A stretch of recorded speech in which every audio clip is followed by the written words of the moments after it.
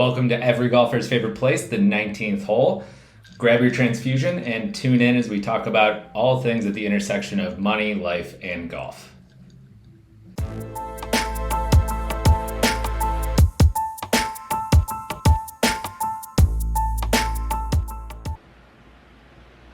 Welcome back. First, I want to start by thanking all of the really cool people who actually asked about my grandmother. She is doing great. She had a pacemaker put in and is feeling much better. So thanks for checking in. Fingers crossed, but so far so good. I want to continue this, play this out a little bit and talk about estate planning for today. Estate planning is the thing with the people we talk to where we bring it up. The usual reaction is, I know I should do that, but I just haven't got it done. Look, not a fun thing, but it is really important to get taken care of. Estate planning, moving all of the jargon and all of the stuff aside, what estate planning really is making sure that the money, assets, things that you've worked so hard to build up go to the people that you care about. And it's making sure that you're able to take care of the people that matter in your life even after you're gone. At its core, that's what estate planning is really about and why it's important. So what should you do to just bare minimum set up your estate plan?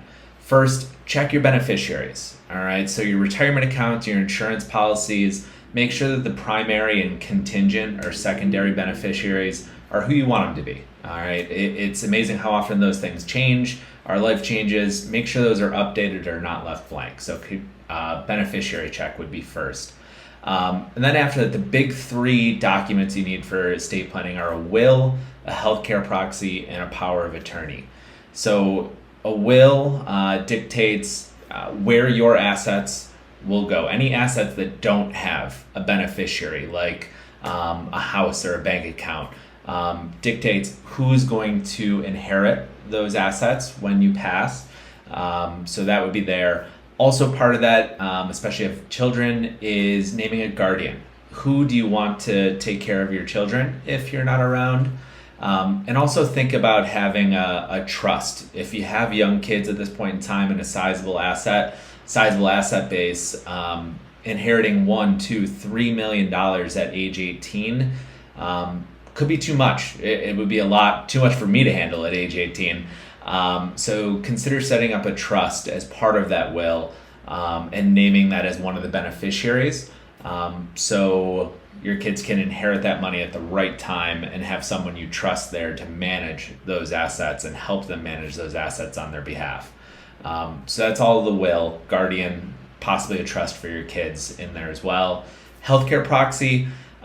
This is if you are unable to make health decisions for yourself, incapacitated for whatever reason, who's going to be able to make them on your behalf? Often your spouse, but could be a friend or a relative, trusted colleague, whoever.